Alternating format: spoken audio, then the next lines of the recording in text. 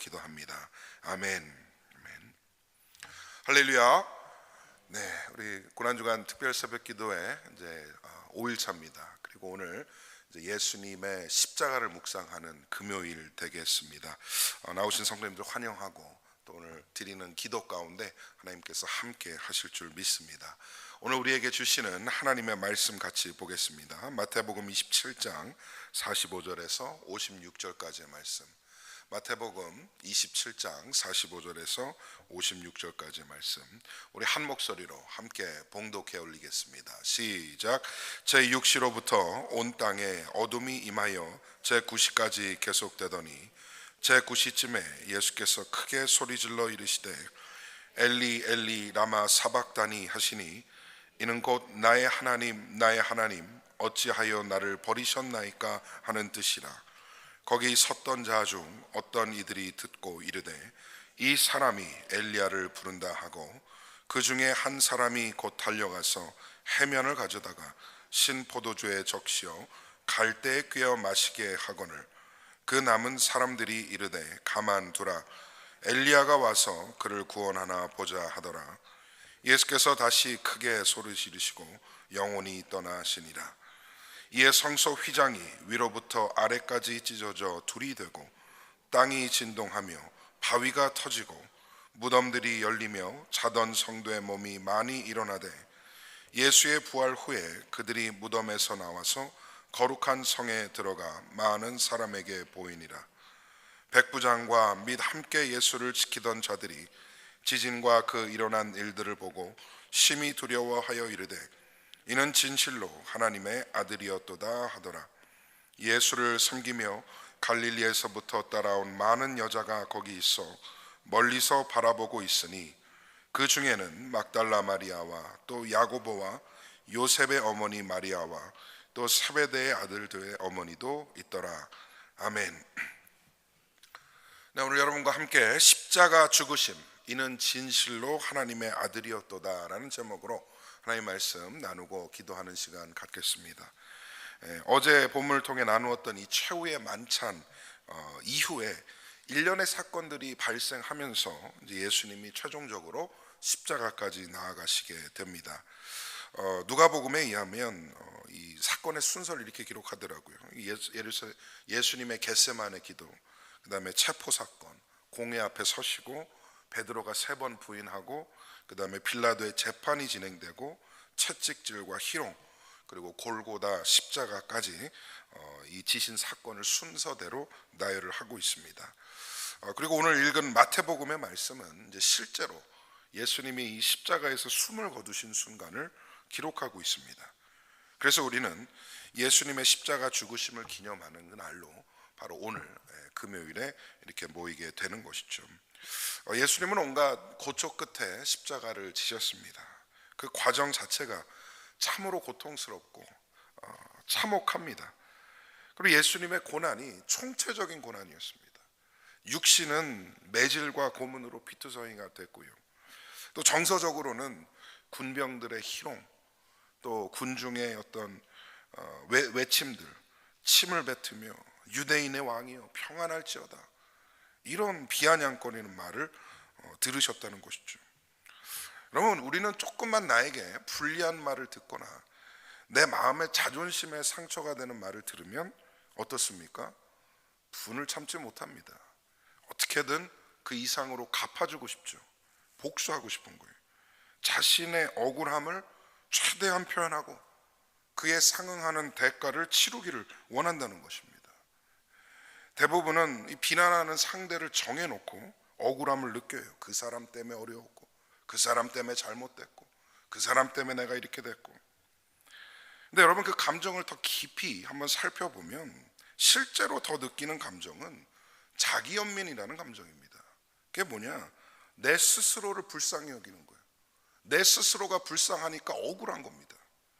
억울함은 자기연민의 일종인 것이죠. 내가 나를 스스로 불쌍히 여기다 보니 억울한 감정이 깊어지는 거예요. 근데 여러분, 자기연민이 빠지면 하나님의 긍휼이 설 자리가 없어집니다.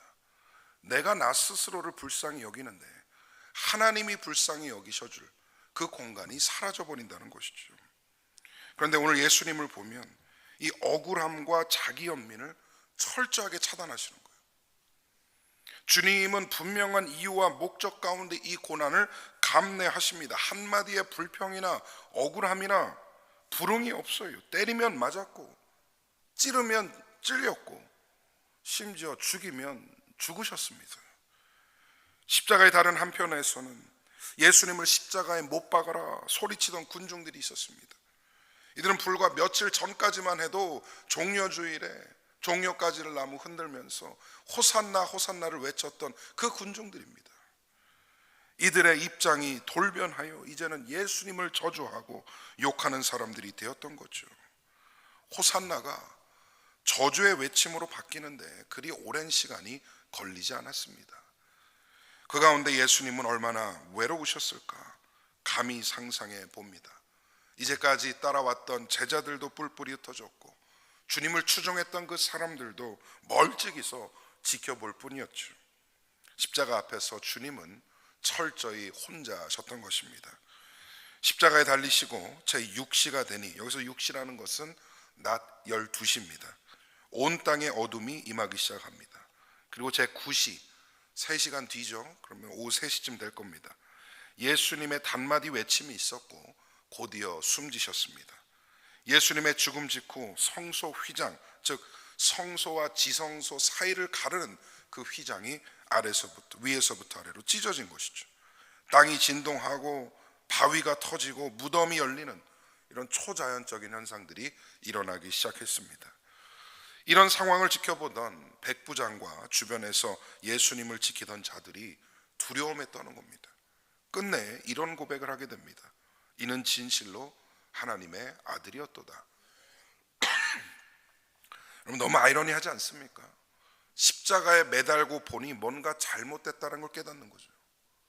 십자가에 죽여놓고 보니 이건 뭔가 아니었다라는 생각이 드는 겁니다. 갑자기 그들은 그동안 이 성자 하나님 예수님께서 말씀하신 바는 하나도 믿지 않았어요. 그런데 눈에 보이는 어떤 지진이나 자연적인 현상들을 보고 고백을 하게 된 것이죠. 그러니 너무 늦어버린 겁니다. 이들은 성경에 예수님을 십자가에 죽인 자들로 기록되었습니다. 오늘 본문을 통해 십자가 죽으심을 어떤 의미로 우리가 받아야 할지 상고해 보기를 원합니다. 그리고 주님의 십자가가 실제적으로 다가오기를 축복합니다. 이 십자가가 나에게 어떤 일을 이루셨는가를 깨닫는 은혜가 오늘 이 시간 여러분에게 임하기를 간절히 축복합니다. 첫 번째로, 예수님은 저주의 형상을 구원의 상징으로 바꾸셨습니다. 십자가는 저주의 상징입니다. 죄인 중에서도 아주 가장 잔혹하게 범죄를 저지른 그런 사람들이 받는 사형이었죠. 이 로마법에 의하면 사형의 방법으로 이 잔인한 형벌의 순위를 매기는데 첫 번째가 십자가입니다. 십자가형. 두 번째가 화형, 불에 태워 죽이는 거죠. 그리고 셋째가 교수형이 있다고 합니다. 짐승에게 찢겨 죽이는 사형도 종종 발생을 했는데 이것은 교수형을 대신해서 행해졌다는 것이죠. 듣기만 해도 다들 끔찍한 사형의 방법이지만 십자가형이 그 가장 위에 있습니다. 사회적 지위가 높았던 사람은 웬만하면 교수형에 처했다고 합니다. 그리고 로마 시민권자들은 십자가형을 면할 수 있는 권리를 갖고 있었다고 합니다. 십자가 사형은 주로 로마가 노예나 식민지를 다스리기 위해서 반역죄를 저질렀다거나 아주 흉폭한 그런 범죄를 저지른 사람들에게 줬던 형벌이죠. 예수님은 로마 시민권자도 아니고 식민지 유다의 사회 중에서도 하층에 속한 그런 서민이었기 때문에 십자가형을 허용한 듯합니다. 십자가가 왜 이렇게 끔찍한가 생각을 해보면 사람을 가장 천천히 죽이는 방법이에요. 다른 형벌들도 고통이 끔찍할지 몰라도 십자가에 비하면 순간적으로 일어나는 것이죠. 그런데 십자가는 가능한 천천히 사람을 죽입니다. 또한 십자가는 공개 처형입니다. 다들을 볼 수 있는 곳에 세워놓고 모두가 지켜보는 가운데에 죽이는 것이죠. 죽음의 고통에 더해 공개적인 수치를 더해주는 것입니다.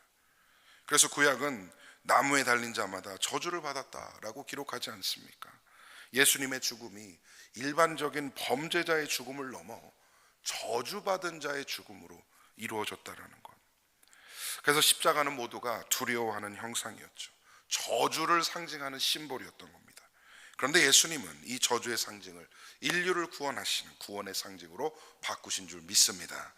실제로 AD 380년에 로마의 테오도시우스 황제가 로마의 국교로서 기독교를 이제 승인을 하기 시작합니다. 그러면서 십자가가 이제 국가의 최상의 가치를 나타내는 그런 상징으로 사용되었죠. 오늘날 우리는 십자가를 보면서 편안함을 느낍니다. 주님의 사랑을 느끼게 됩니다. 놀라운 일이죠. 예수님의 죽으심이 모든 것을 바꾸어 놓으셨습니다. 우리에게 십자가는 저주가 아닙니다. 우리에게 십자가는 구원이요 생명이요 하나님의 사랑이 되는 줄 믿습니다. 예수님이 이루신 구원을 더욱 깊이 믿으시기를 축복합니다. 저주를 축복으로 바꾸실 만한 능력의 주님께서 저와 여러분을 죽음에서 생명으로 옮겨주셨습니다. 더 이상 죄인의 삶이 아니라 의인의 삶을 살아가도록 바꾸어 주셨습니다. 두려움으로 십자가를 보지 마시고 기쁨과 소망 가운데 주님의 십자가를 바라볼 수 있는 은혜가 있으시기를 축복합니다. 두 번째로, 십자가는 하나님의 사랑의 극치를 보여줍니다. 주님은 십자가를 구원의 상징으로 바꾸신 것을 넘어서 그 십자가 위에서 우리를 향한 하나님의 사랑이 어떠했는가를 보여주셨습니다. 돌아가시기 직전에 예수님이 하신 말씀을 한번 생각해 보기를 원합니다. 보면 46절에 말씀을 하죠. 제9시쯤에 예수께서 크게 소리질러 이르시되 엘리 엘리 라마 사박다니 하시니 이는 곧 나의 하나님 어찌하여 나를 버리셨나이까 하는 뜻이라. 엘리 엘리 라마 사박다니, 이건 아람어입니다. 여러분 성경을 읽다 보면 가끔 외래어가 나올 때 있죠. 달리다굼, 에바다, 다니엘서 보면 뭐가 있죠? 메네 데겔 우바르신, 이런 말들이 나올 때 그건 다 아람어입니다. 아람어. 예수님 당시에 팔레스틴 지역에서 가장 흔하게 쓰였던 공통어가 아람어였습니다. 그렇기 때문에 예수님과 제자들도 아마 평상시에는 아람어로 대화를 하지 않았을까 추측이 돼요. 예수님께서 아람어로 말씀합니다. 엘리 엘리 라마 사박다니. 그 뜻이 나의 하나님 어찌하여 나를 버리셨나이까. 여러분 이 말씀을 곰곰이 한번 생각해 볼 필요가 있습니다. 과연 예수님께서 진짜 하나님께 버림받은 상황을 한탄하시면서 이 말씀을 하신 것일까? 진짜 하나님으로부터 버림받았다라고 여기시니까 이 말씀을 하신 걸까? 저는 아니라고 생각합니다. 예수님이 십자가를 지신 이유와 목적, 그것을 생각할 때에 예수님께서 이렇게 말씀하신 것은 이런 의미인 것이죠. 하나님, 저에게 이렇게 하실 정도로 저 인간들을 사랑하시나이까? 이런 고백이었던 것이에요. 버림받아서 하는 말이 아니라 나에게 이렇게 하실 정도로 인간들을 사랑하시는 하나님의 사랑이 이러한 것입니까? 선포하시는 것이죠. 독생자를 죽음으로 몰아넣으실 만큼 하나님께서는 우리의 영혼을 사랑하셨습니다. 그 사랑의 극치를 보여주시는 것이 바로 이 십자가인 것입니다. 마치 내가 너희들을 이만큼 사랑한다 선포하듯이 예수님께서 십자가에 달리셨습니다. 그리고 그 사랑이 우리를 살려주셨습니다. 영원한 형벌에 처해질 수밖에 없는 우리를 죽음에서 생명으로 옮겨 놓으시고, 십자가의 죽음 없이는 우리의 믿음이 온전해질 수 없기에 십자가를 바라보고 믿는 자들에게는 누구나 영원한 생명을 주시는 그 약속을 허락하신 것이죠. 받아들이기 괴로울 수 있지만 주님이 십자가에 죽으셨음을 믿는 것이 우리 신앙의 핵심입니다. 할렐루야. 하나님 사랑의 극치를 이룬 십자가를 마음 깊이 믿으시기를 소망합니다. 그리고 이 십자가와 매일 동행하시는 은혜의 신앙을 지키시기를 간절히 소망합니다. 마지막 세 번째로, 십자가 죽음은 나를 위한 죽음입니다. 십자가 사건이 2000년 전 먼 나라에서 일어난 사건이다라고 치부하면 우리는 예수를 믿을 이유가 없습니다. 나랑은 상관없는 사건이고 나와는 연관없는 죽음일 뿐이다 라고 여길 수 있는 것이죠. 그런데 십자가 신앙의 핵심 중에 하나는 바로 나를 위한 죽음이다라는 사실을 받아들이는 거예요. 여러분 요한복음 3장 16절 다 암송하시죠? 우리 한번 잠깐, 아주 이른 아침이지만 뇌를 가동시켜서 요한복음 3장 16절 한번 외워볼까요? 시작. 하나님이 세상을 이처럼 사랑하사 독생자를 주셨으니 이는 그를 믿는 자마다 멸망치 않고 영생을 얻게 하려 하심이라. 아멘. 그를 믿는 자마다, 이 구절이 얼마나 중요합니까? 우리는 예수를 믿는 성도가 되었습니다. 예수를 믿는다면 하나님이 세상을 이처럼 사랑하셨어요. 이처럼 사랑하심을 믿는 것. 그 이처럼이 무엇입니까? 독생자 예수 그리스도를 십자가에 내어주실 만큼 사랑하셨다는 것을 믿는다는 거예요. 그걸 믿으면 어떻게 된다? 영생을 얻게 하신다. 여러분, 우리는 종교를 믿기 위해 예수 믿는 것이 아닙니다. 종교 생활하기 위해서 예수 그리스도의 십자가를 바라보고 사랑하는 것이 아닙니다. 우리는 하나님의 사랑을 받았기 때문에 예수님을 믿는 것이에요. 그리고 그 사랑을 다시 돌려드리기 위한 삶을 사는 것이 신앙생활이라는 것입니다. 분명한 인식이 있어야 합니다. 우주적인 관점에서 보면 이 먼지만도 못한 존재를 사랑하셨다라는 그 사실이 놀랍게 여겨져야 합니다. 그런데 그 사랑을 만인 앞에 보여주시기 위해 이 십자가 사건을 이루셨습니다. 그리고 믿는 자에게는 멸망하지 않고 영원한 생명을 얻는 은혜를 부어주셨습니다. 여러분은 이 사실을 믿으십니까? 아멘. 예수님은 오늘 십자가 죽음을 위해 달려오셨습니다. 그리고 오늘 대속과 구원의 성취를 이루셨습니다. 주님이 돌아가신 날이기 때문에 십자가를 생각하는 것이 아닙니다. 우리는 매일 십자가를 묵상해야 합니다. 나를 위해 죽으셨기 때문에 나의 메시아요, 나의 구주요, 나의 주인이라 고백할 수 있어야 합니다. 나를 사랑하셨기 때문에 나의 영원한 신랑 되신 주님이 되시는 겁니다. 나를 이 정도로 사랑하신 주님을 생각할 때 과연 나는 주님을 얼마나 사랑하고 있는가 돌아봐야 합니다. 나는 과연 그 사랑에 합당한 삶을 살고 있는가, 얼만큼 그 사랑에 감격하는 신앙을 지키고 있는가 스스로 질문해 봐야 합니다. 오늘 저와 여러분이 그동안 잃어버렸던 이 십자가 사랑을 회복하기를 원합니다. 그 감격이 다시 우리 마음에 요동치기를 소망합니다. 저주의 형상을 구원의 상징으로 바꾸시고 하나님의 사랑을 직접적으로 보여주신, 그리고 나를 위하여 죽으신 그 십자가를 더욱 깊이 사랑하시고 오직 예수님과 동행하는 복된 성도님들 다 되시기를 주님의 이름으로 간절히 축원드립니다. 우리 함께 기도하겠습니다. 주신 말씀 먼저 생각하면서 공통의 기도 제목들을 놓고 기도할 때, 첫 번째로 하나님 십자가의 감격과 감사를 회복하는 신앙 되게 하여 주시옵소서.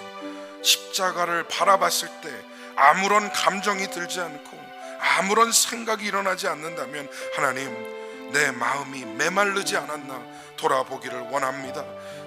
주님 주시는 그 은혜와 감동이 우리 마음 가운데 다시 한번 살아나게 하여 주시옵소서.